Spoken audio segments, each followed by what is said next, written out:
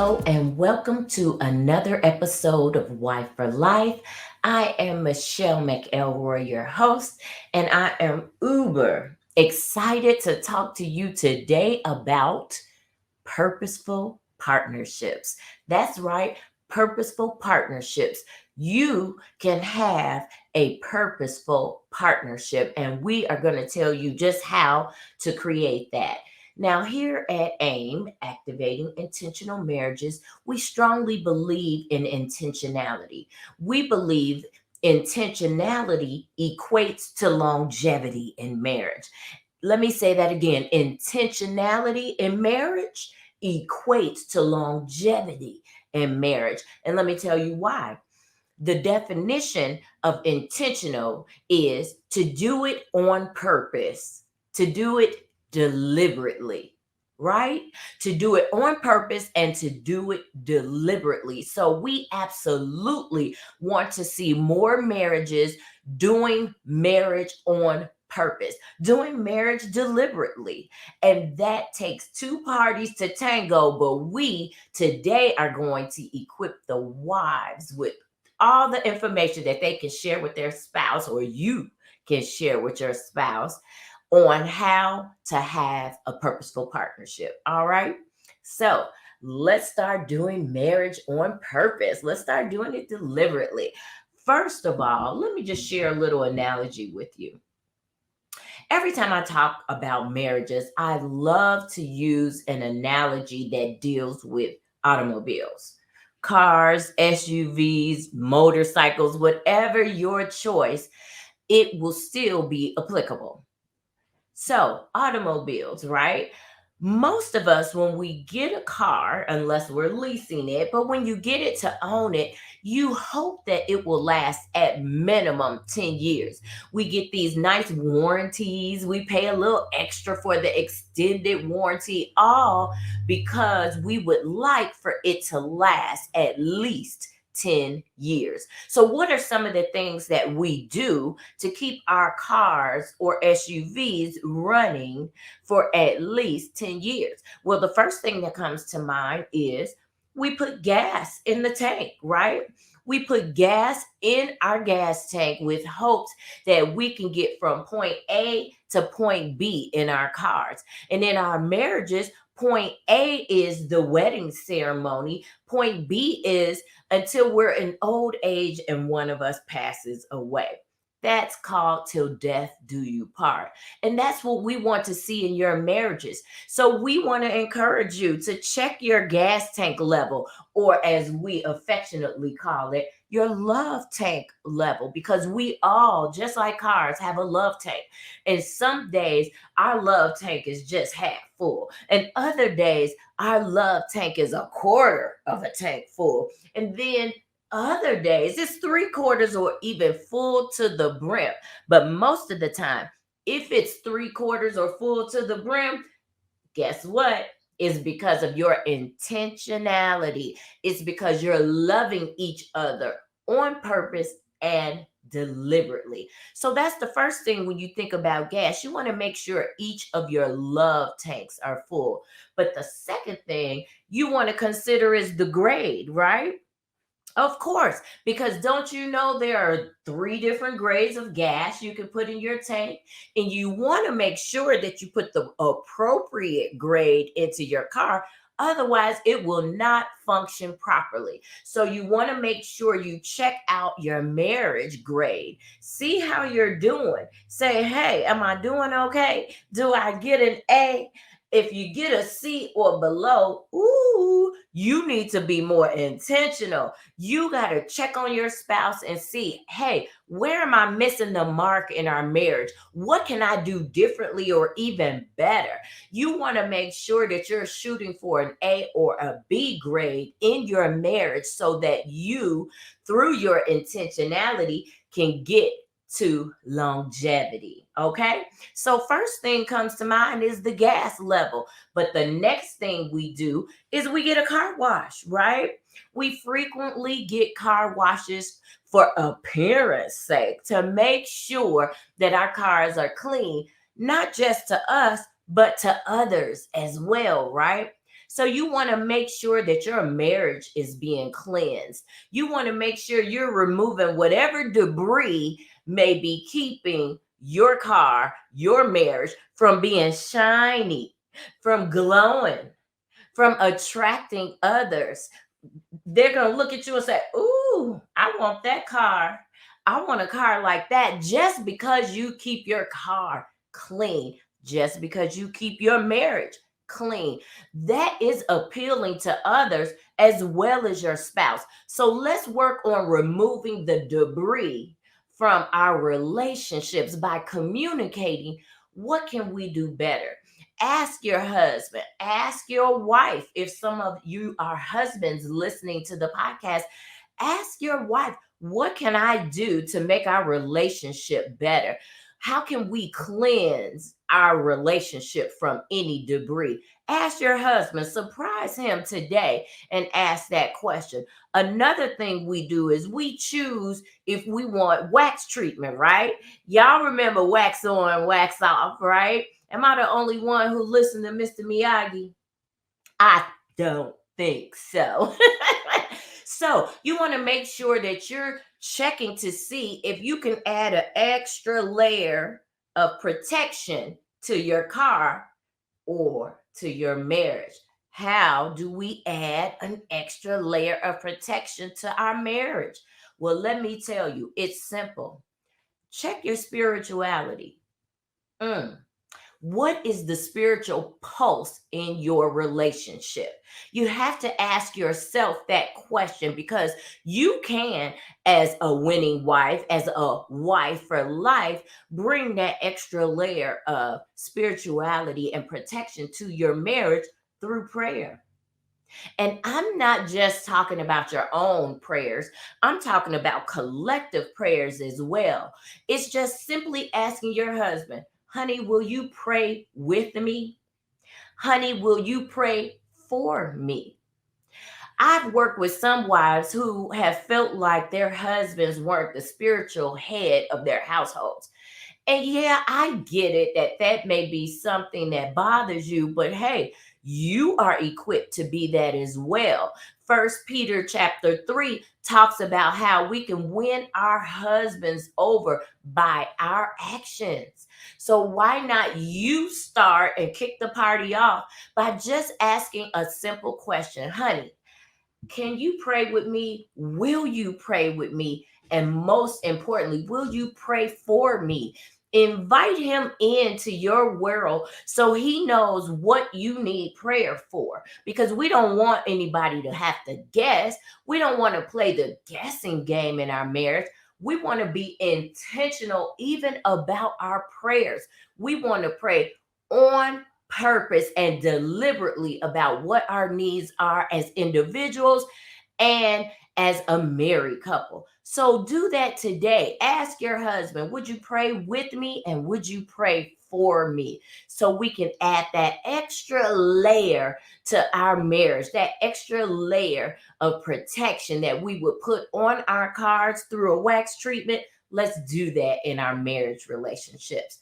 Now, the third thing when I think about automobile care is the oil change, right? We oftentimes get oil changes several times a year, every 3,000 miles or every 3 months. And those numbers may vary depending on the age of your car. Woo, just said something, got a download. Depending on the age of your marriage, you may not need a oil change as frequently. But if you're going through some things, that's indicative of a more frequent oil change. So, what do they do with an oil change? Well, they flush out the old and replace it with the new. So, this is a great time for you two to have discussions and discoveries on what needs to go in your relationship and what new habits do we need to bring into the relationship. A lot of times, when you're early in marriage, you bring your singleness into the marriage. You bring the things that you did as a single person into your marriage union. Well, you've combined two. and you have become one flesh. So therefore, now you must do things differently. So that means you got to flush out the old things and replace them with the new things. You got to flush out the old habits and replace them with the new habits. You got to flush out the old ways of thinking and bring in the new collective ways of thinking, right? So that's the way you give your marriage an oil change. Now, the last thing I think about when I think about automobile maintenance are tune ups. We get tune-ups every year, right? Every year, once a year, we get a tune-up to make sure everything's working properly, right? To make sure everything is aligned properly, to make sure everything is on one accord so that the car runs smoothly and effectively for us. You want to do that same thing with your marriage. You want to do an annual checkup. And some of you may say, well, Michelle, what does that look like? It looks like a marriage conference. It looks like you guys going on vacation and focusing on nothing but yourself. It may look like a workshop or a seminar that you do together where you learn new skill sets and new tools to put in your toolbox that you can pull on at any point during your marriage. It may be reading a book together that encourages and enhances marriages. But whatever it is that you choose personally for your marriage, you've got to choose something. You need an annual tune up for your marriage. I don't care how long you've been married. Ray and I are always looking for new ways to improve and enhance our marriage, whether that be monthly, bi weekly, quarterly, or annually. But you have to be intentional. You have to do it on purpose, and you have to be deliberate about creating longevity in your relationship.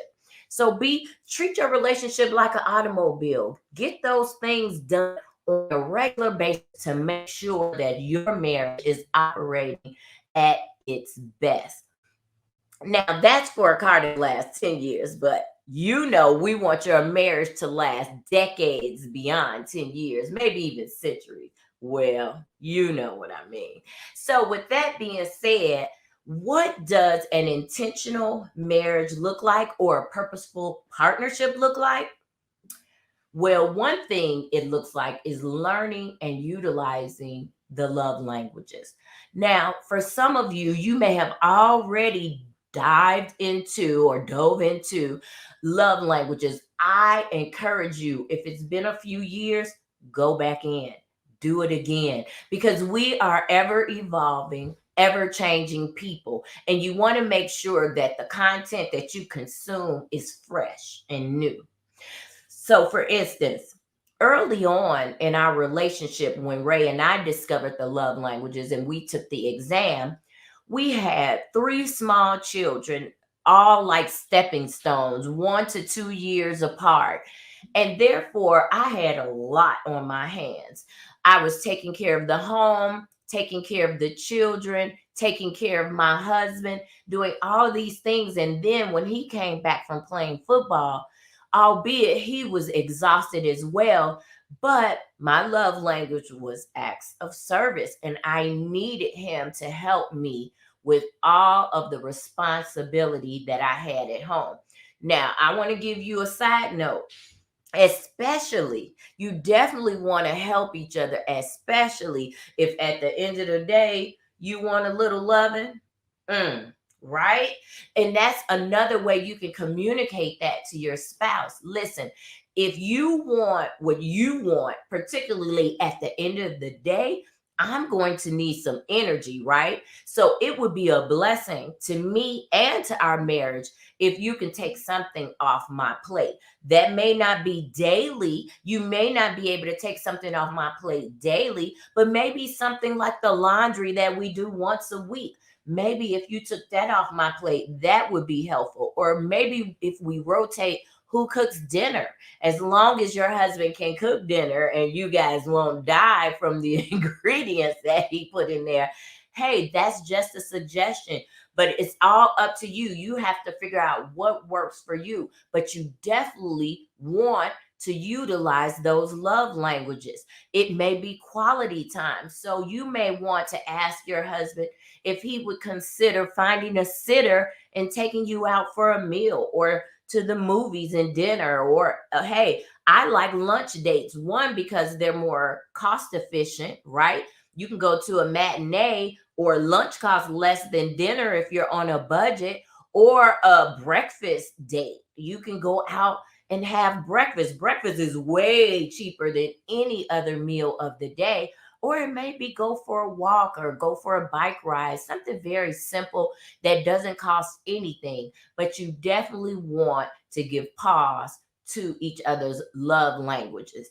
Now, men, not all, but most men's first love language is words of affirmation. And so we have to be careful, ladies, because I don't know about you guys, but a lot of us give a lot of lip service when it comes to what we want. So we have to be as adamant, equally or even more so, about offering words of affirmation and words of praise, especially when our husbands meet us at our need. Come on now, y'all know what I'm talking about. Don't get shy on me now. You have to be as adamant or more so when it comes to offering words of affirmation that would pour into your spouse. So when you do approach him with an issue or a problem or a change that you are needing or requiring of him, it's a little more palatable for him to digest, to take in, to receive, if you have been affirming him. And you might even want to start that request with an affirmation, something like, honey, I think you're a great husband, but it would be a huge blessing to me if you just alter this one little thing. You get where I'm going? You still are affirming him, letting him know, I think you're doing a fantastic job. That does not mean you expect him to be perfect. And I think for most men, that would be a relief to know that your expectations are not of perfection for him, but of partnership. Ooh, like how I tied that back together. Purposeful partnerships are far more meaningful than perfection. So you want to listen and utilize those love languages. Another thing you want to do that I just mentioned is you want to make sure that you're going on date nights. I think date nights are imperative. I think they are necessary. I've read some articles and heard some people say, date nights, we don't need those. But maybe we should redefine what date nights are, because date nights don't have to be date night out. They can be a date night in. You can just cuddle up and watch a movie on Netflix and pop some popcorn. I mean, it's as simple or as intricate as you choose. And it could be a combination of the two and anywhere in between. But the point is no distractions, but just focusing on each other. Because you better know, when you were dating, you were sharing each other's dreams and visions for your life. You were talking intimately about things that are important to you, or about what was going on in your life at work or with friends.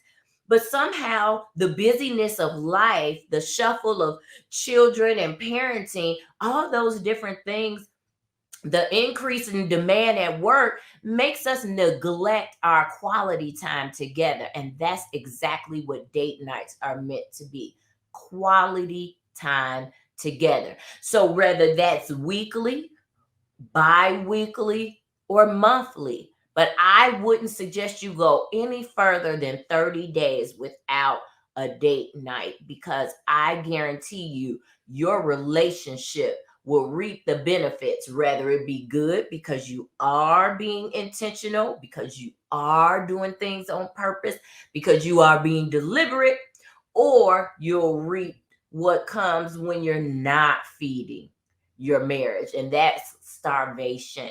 And through starvation, for a lot of women, that's a lack of connection, and that is not good. So make sure, even if he's not being intentional about date nights, that you're being intentional about date nights. And if you need him to step up in that area, communicate that from a place of love with an affirmation. And I guarantee you just might be surprised. All right. So that's the second thing. The third thing is, ooh, and guys, I cannot stress this enough. You have to do your self work. You have to do self care. And by that, what I mean is, yeah, we can say something as easy as a hot bubble bath or a massage or exercise or prayer and meditation, but it also goes far deeper than that. It's discovering, what are your triggers? Why are they your triggers? And how are those triggers showing up in your relationship? Right? Because if you don't know, how are you going to communicate that to your spouse? You have to dive deep into self work to get to know yourself better so you can communicate what your needs, wants, and desires are to your spouse. It's imperative. But also, you want to check your learned behaviorisms, because what worked in your parents' household may not work in yours. So you want to make sure that you find out, what learned behaviors am I bringing to my current relationship that may or may not be beneficial in my relationship. And if they are beneficial, hey, continue or increase. But if they're not, you definitely want to decrease and eliminate. And lastly, I would say, figure out what your joys are too. What do you love? See, the problem is, when we neglect ourselves, then we don't have the good information that's needed to pass along to our spouse. And then sometimes we even get in a position of blaming them, when in fact it's our responsibility to know what makes us happy and to do that thing. Let me say that again. It's our responsibility to know what makes us happy and to do that thing. It doesn't always require your spouse to participate or initiate. Ooh, now that's a word. My husband would say, I could preach that. That'll preach, right? It doesn't always require your spouse. You have to do the self work, because what you want to bring is the best version of yourself to the marital relationship. You want to bring the best version of yourself to your parenting. You want to bring the best version of yourself in every area of your life. And the main denominator in that is you. And only you would know those things. So it's so important, guys, that you take care of yourself by doing the self work. Now, let's get to the nitty gritty of how to create a purposeful partnership for life. How to create a purposeful partnership for life. And this is where you definitely want to have a pen and paper if you don't already have one. Now, when I think about purposeful partnerships, I think about business, right? How do the top 100 companies in America do business? Because don't you know, your marriage is a merger? Yes, the two become one flesh. That's a merger of two major corporations. And marriage is serious business. So let's take it seriously and figure out how we can merge our two businesses effectively and efficiently.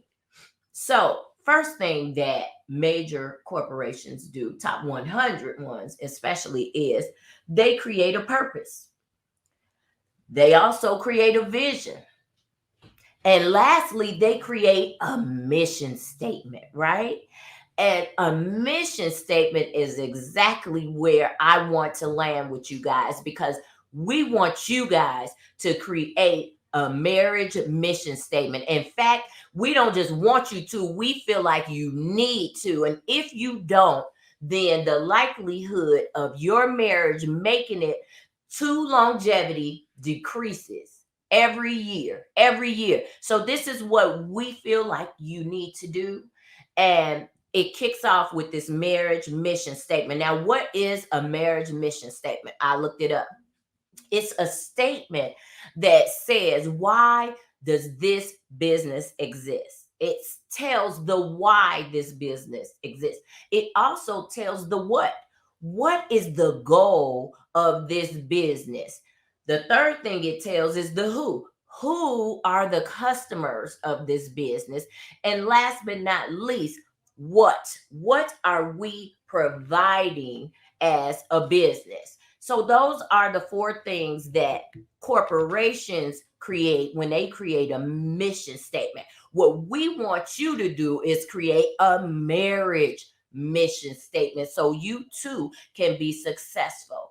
And the way you do that is simply by asking yourself, you and your spouse together. Now, this is just a solo project. This is a collaborative project where you and your spouse ask each other two questions. The first question is, why did God put us together? I'll say that again, write it down. Why did God put us together? The second question is, how? How does He want to use our union?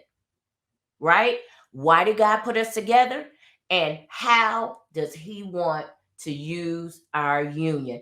Those are two guiding questions to help you make a short mission statement. And I say short because it should be no more than 4 sentences long. No more than 4 sentences defining why you think God put you together and how do you think God wants to use your union. I guarantee you this will be a guiding light for your marriage when you develop this marriage mission statement.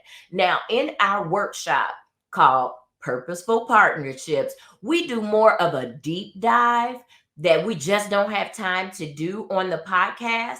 But in the workshop, we go into your past, we go into your childhood, we even discuss how you met, and we look for differences and synergies to see what may be the purpose for your relationship. What may God be trying to tell you through this union, and how might He be trying to use your life experiences apart and together to develop your marriage mission statement.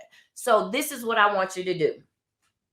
I want you to get off this podcast and go to your husband and say, babe, this is what we need to do. We need to create a marriage mission statement because I want to be a wife for life. I'm in it to win it. I'm, as some people say, ride or die. But we need to put definition to this. We need to put meaning to it. And we need to understand why God put us together and how He wants to use that. But this is something we must do together. So, how about we schedule a date night? When are you free? Because I'm free this day and this time. And we get together and we discuss, what do we think our marriage mission statement should be, and create your first draft. So, to conclude this podcast, I'd like to share with you guys Ray and I's marriage mission statement. Here it goes. We exist to perpetuate the beautiful, challenging, yet magical phenomenon of matrimony by relentlessly engaging and increasing the percentage of marriages that defy divorce and successfully achieve marriage till death do them part. Hey guys, I hope you have an awesome time creating your first draft of your marriage mission statement. Keep in mind, it's an ever evolving draft. So the statement may look like this today, but in 5 years, it may evolve into something totally different. You'll get to see how God is using you through this marriage mission statement, and it'll be like a lighthouse. It'll be a guiding light for how you operate in your marriage. And the third thing I guarantee you is it'll give you a broader scope of marriage, and the little things that used to bother you won't bother you as much anymore because you'll understand the big picture, the real true reason that God put you together and how he wants to use your union to benefit others, because others are watching your marriage, right? You do know that, right? Other people are peeping you. They're checking you out. Now, some of them might be side-eyeing you just because, they got a little haterade in them. But there's a lot of people, young and older, that are looking at your marriage and they're wanting you to win. And they're looking to see, ooh, what do I like that they're doing? Or what can I glean from them? So make sure you are intentional. Make sure that you are doing marriage on purpose and deliberately. Make sure that you are creating a purposeful partnership, because you, just like we are all wives for life. See you guys at the next podcast. And if you have any questions, just make sure you put them in my comments, and make sure you subscribe to either my podcast or my YouTube page. In the meantime, happy loving, whatever that means to you.